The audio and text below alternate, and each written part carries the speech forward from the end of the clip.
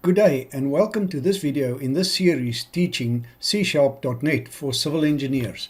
In this video we are going to look at an introduction to methods, or what's also known as functions, in C#.NET. Now this is an extremely important video. If you are just getting used to writing code in any type of language, I think the concepts explained to you in this video are quite important. And the reason for that is that methods are fundamental building blocks of your software project.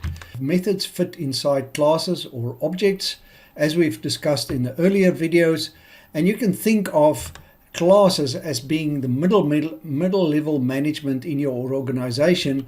Then you would say that methods are actually the engineers, right? They do the actual work and classes orchestrate or manage that work in a broader context.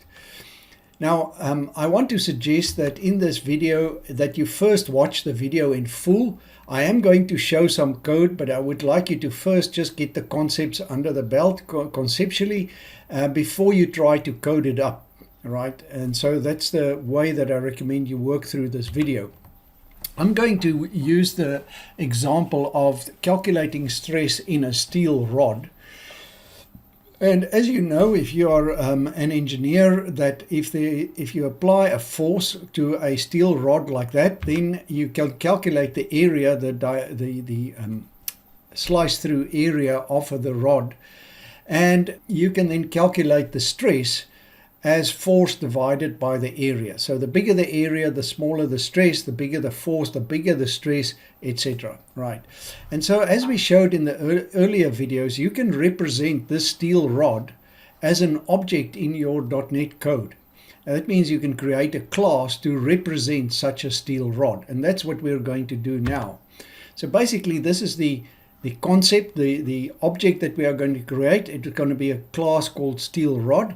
It's going to have some private variables such as diameter in millimeter, length in millimeter, and there's going to be two methods or two functions that we are going to use to illustrate the concepts. The first one is the only one that's going to be called publicly, and that method is going to say get the stress, and I'm going to pass in a variable force in kilonewton, and then from here, in order to calculate the stress, I will have to first calculate the area. So I'm just using this as an example. And so I'm going to have another method that is called get area in square meter, and it's going to take a radius and a unit and calculate the area and return it. Now I'm going to use the calling function. That means the function that is calling into this one, which is this one here. So just be familiar with what I mean when I say the calling function. This is the function being called. You can see the direction of the arrow, and this is going to be the calling function. Outside in the class that is making use of this class steel rod, there is of course another calling function, most likely your executable function, and that's going to call this method then. But for the purpose of this example, this is the function being called and this is the calling function. Okay, so here is the class that I am using to represent my steel rod. Later on I will suggest to you that once you've watched this video, once you pause the video at this place and code up this to just make sure you can duplicate the concepts that I have explained here. So basically here we've got, as I showed in earlier videos, our using statement. Here is our namespace. Here is the full class, and here is then private variables. Here is our constructor. Here we've got our properties mapping to attributes of the physical object that we are modeling with this code class. And then here we have our methods. Here I've declared everything as the constructor is public. The properties are both public.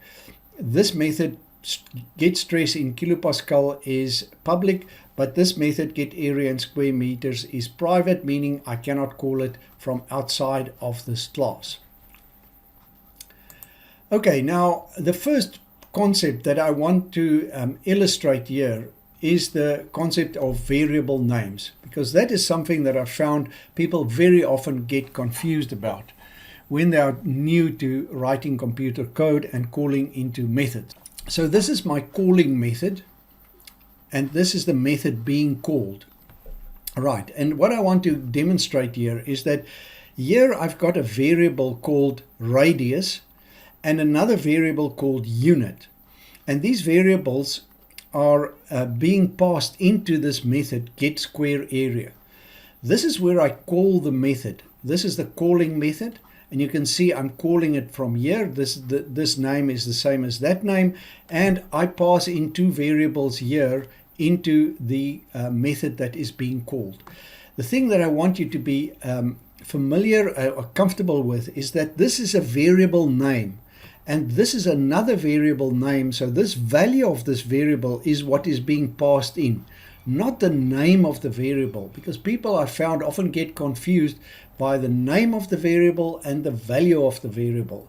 The value is what is held inside the box that is created for the variable in memory, whereas the name is the name of the box, right? So it's easy to get confused between those concepts. And for that reason, I've deliberately done a little bit of redundant programming, because I could have just passed in this attribute, which is one of my class's public attributes or properties. I could have just passed this in here, but I wanted to show you that you can create a variable here called myRadius, which takes that value. And this name does not have to be the same as this name, because it's simply the value that is being passed in. And you can see that even more clearly here, because I'm not even creating a separate variable. I'm just passing in a value. The value is called millimeter, or the value is millimeter, and that is passed directly into this value, into this variable unit, right?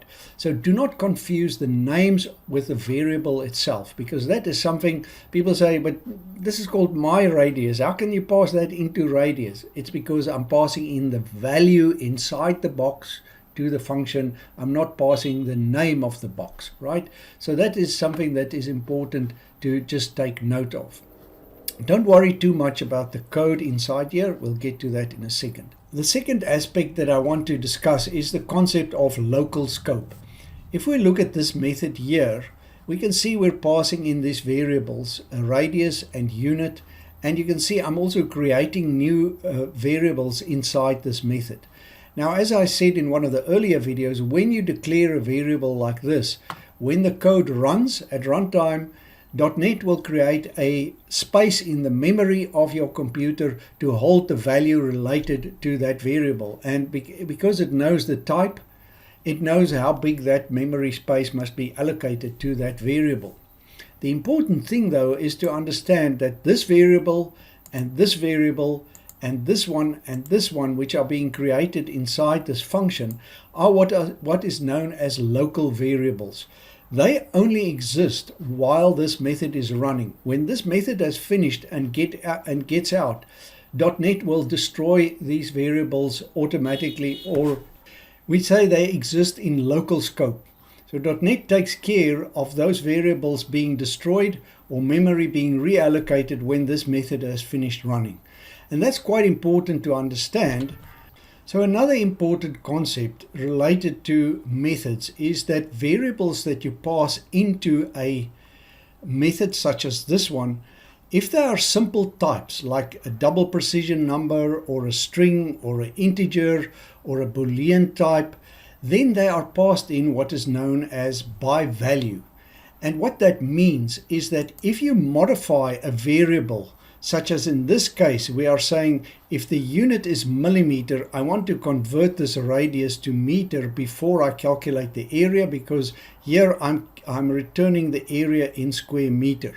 So here, this variable being passed in, I am actually modifying it. You can see I'm dividing it by 1,000 to convert it to meters. So we are modifying the value of the radius that is passed into the method.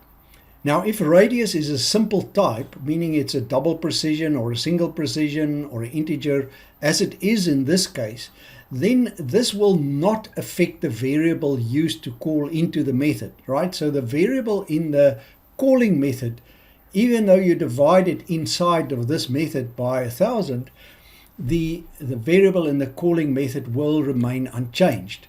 So let's go and have a look at that in code to just demonstrate that concept. So here is my class called steel rod, and this is just like I've demonstrated to you before. And what I'm going to do is I'm just going to create an instance of that here, and I'm going to call into this method, and then I'm going to put a breakpoint and demonstrate to you what I've just explained. So I'm going to my program class. I'm going to delete what we had there earlier, right? And I'm going to say I'm going to create an instance of steel rod.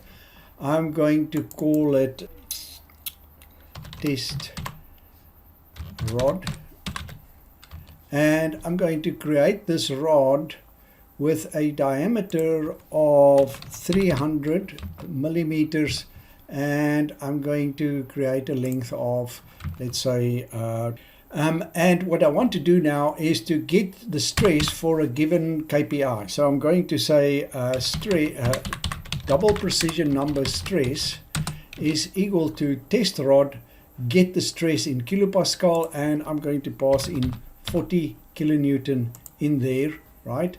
And then let's go and see what happens. So I'm going to put a breakpoint in my steel rod class at this point where I'm going to call into it, and then I'm just going to run my program, right? So I'm going to run it, and it's going to call in. It's going to call into this method get stress in kilopascal, and I'm going to hover my mouse over here.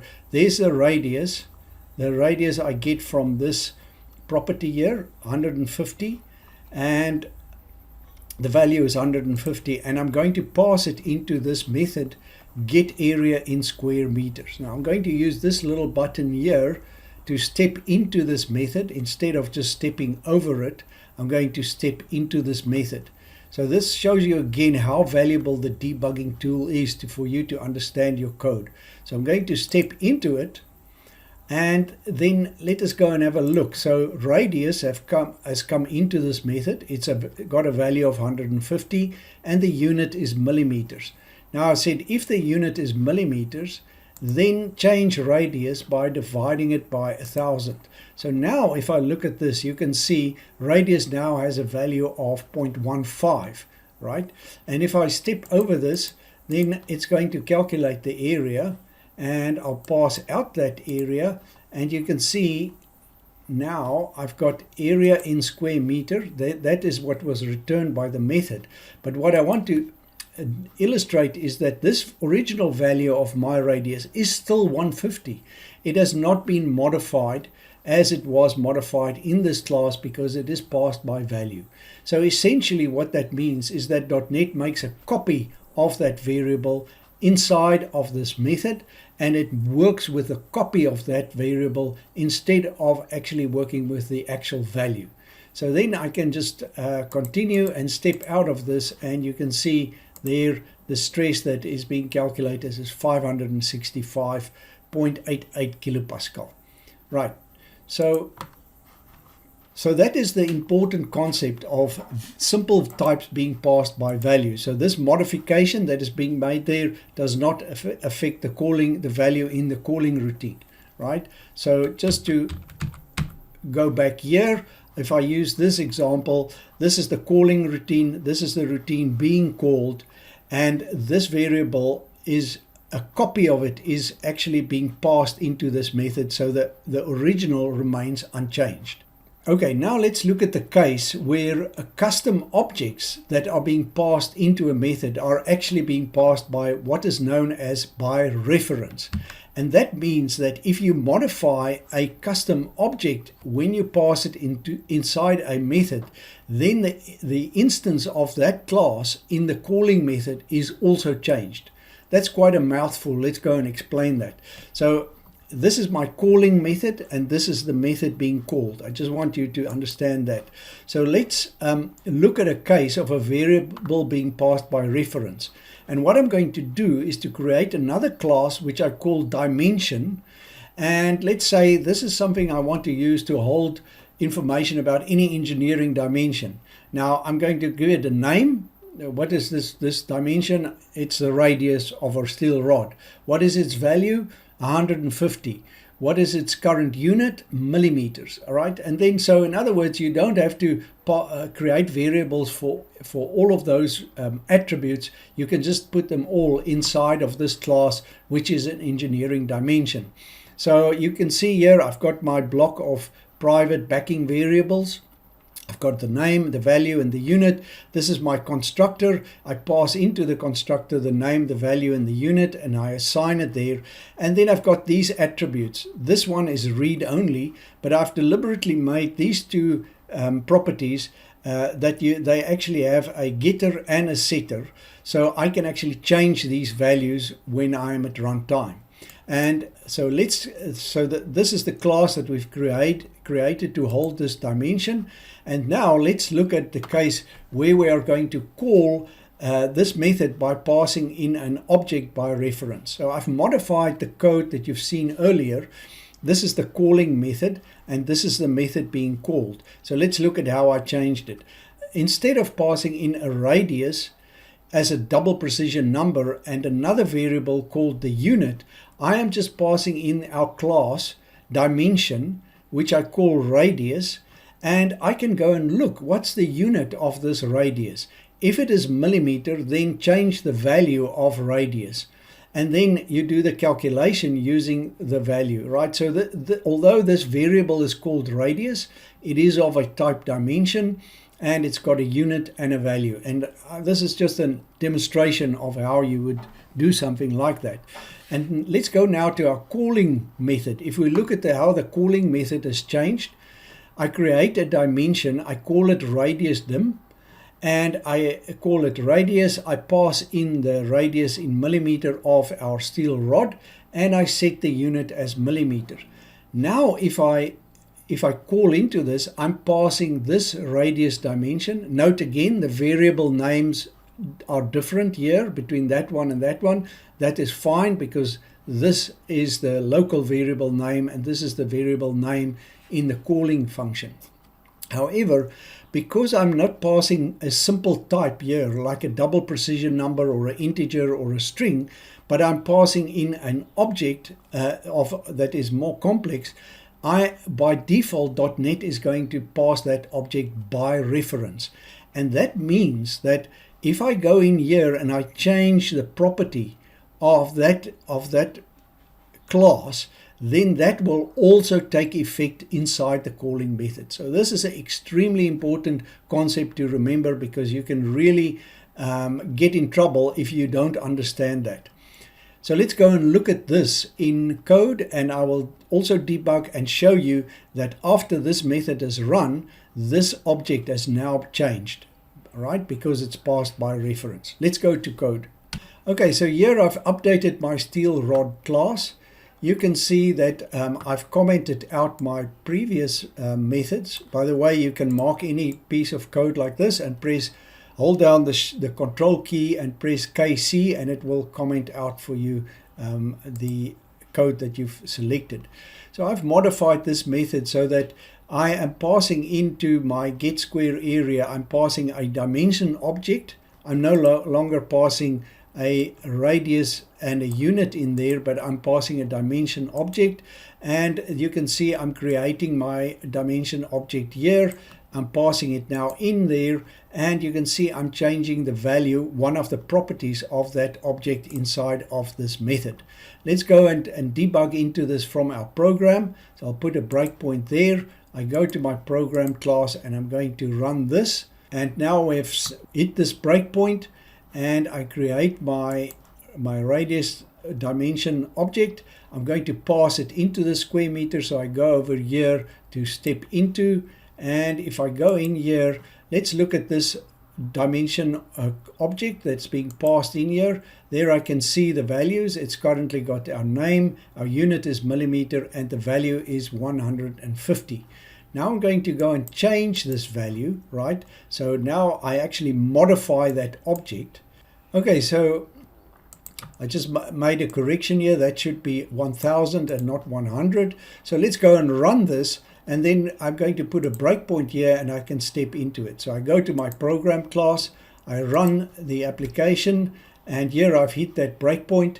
I step over this. Let's look at this radius dimension object. You can see the name, the unit, and note that the value is 150 millimeters, right? And let's go and step into this method now. And I'm going to go and say, if the radius unit is millimeter, then I'm going to change its value, and I'm going to change the value here, but I'll just make a small change here. I'm going to change the unit as well. Equals, right?